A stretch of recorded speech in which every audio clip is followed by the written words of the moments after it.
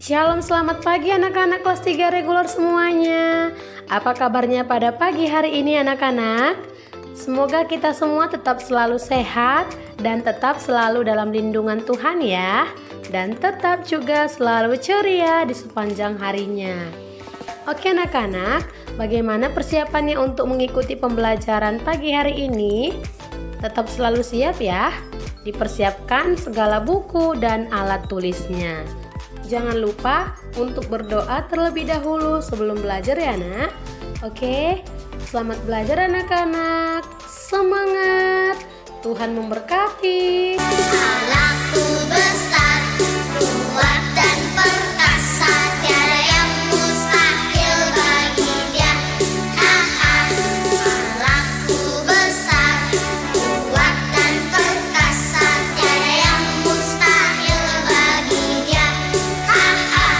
Gunung miliknya, sungai miliknya, bintang-bintang ciptaannya. Allahku besar, kuat dan perkasa, tiada yang mustahil baginya. Oke anak-anak, sekarang kita belajar dari tema 3, subtema 1 benda di sekitarku. Pada pembelajaran yang ketiga ya, dipersiapkan buku dan alat tulisnya ya anak-anak. Kita sekarang belajar bahasa Indonesia dan matematika. Selamat belajar, semangat ya. Diperhatikan ya anak video pembelajarannya. Mari kita baca teks berikut ini. Kertas di sekitar kita. Banyak benda yang terbuat dari kertas, seperti buku tulis yang biasa digunakan. Contoh lain yaitu tisu, kardus, dan koran juga terbuat dari kertas. Kayu adalah bahan dasar untuk membuat kertas. Pembuatan kertas dilakukan secara bertahap di pabrik. Kayu-kayu besar dipotong hingga sebesar korek api. Setelah itu, kayu dipanaskan hingga menjadi bahan lunak seperti bubur. Bubur inilah yang disebut bubur kertas atau disebut juga dengan pulp. Ya nak, kayu itu nak adalah bahan dasar untuk membuat sebuah kertas. Ya, proses selanjutnya, pulp diberi pewarna dan disaring hingga kandungan airnya habis. Pulp yang sudah kering meninggalkan ampas berupa serat selulosa yang saling terkait. Kemudian, serat selulosa ini digiling hingga pipih menjadi seukuran kertas yang diinginkan. Cobalah kamu menulis di atas kaca. Apakah hasil tulisanmu di atas kaca sama seperti di kertas? Kertas memiliki sifat dapat menyerap air. Kertas dapat menyerap tinta pulpen dengan baik. Dengan demikian, semua yang kamu tulis di kertas dapat dibaca dengan jelas. Nah, itulah dia nak proses pembuatan kertas.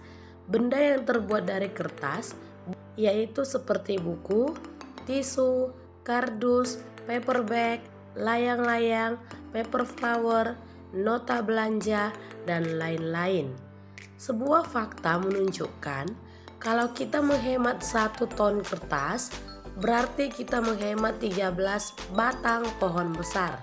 Fakta yang luar biasa. Apa yang bisa kita lakukan untuk menghemat kertas nak?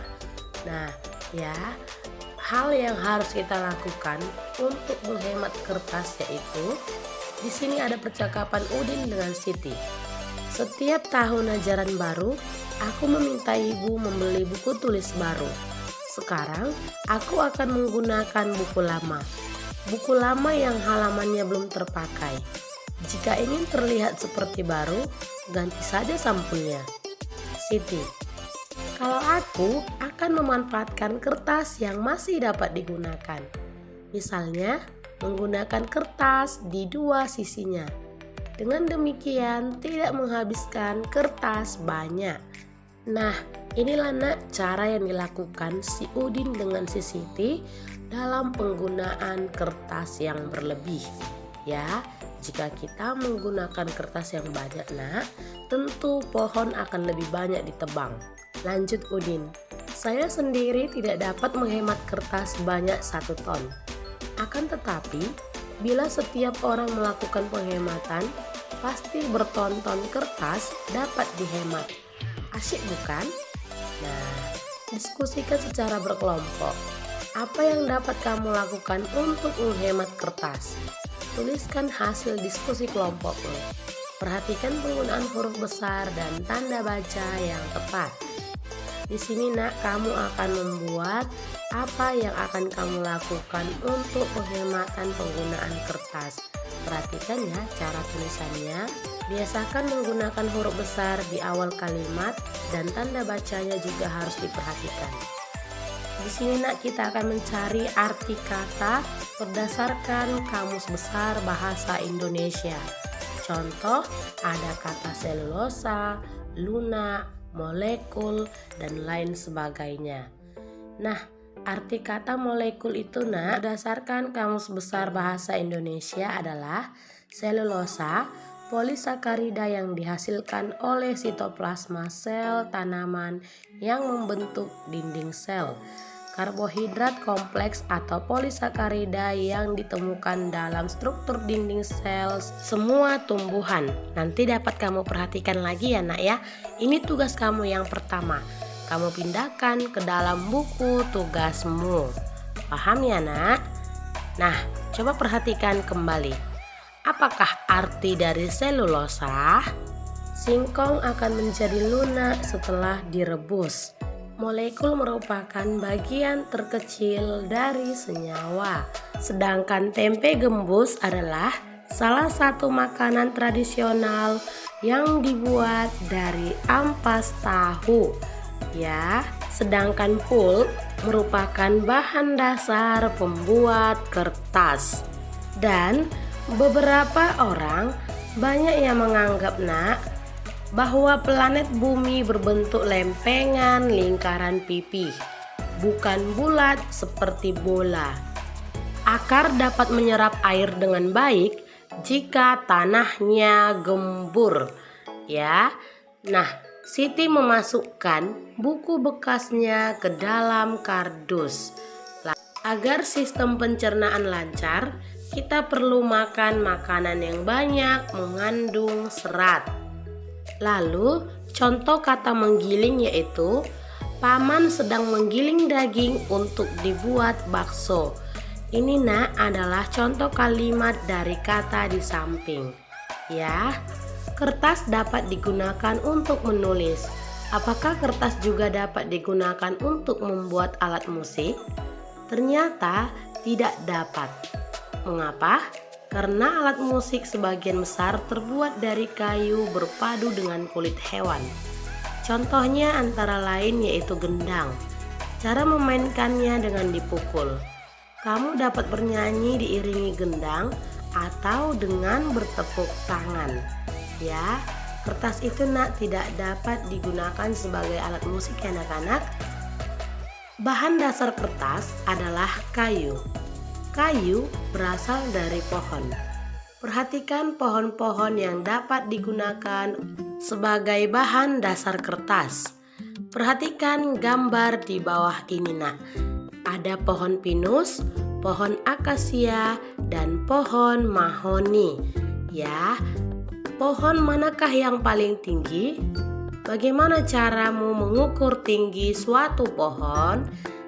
Tinggi badanmu pasti berbeda dengan temanmu.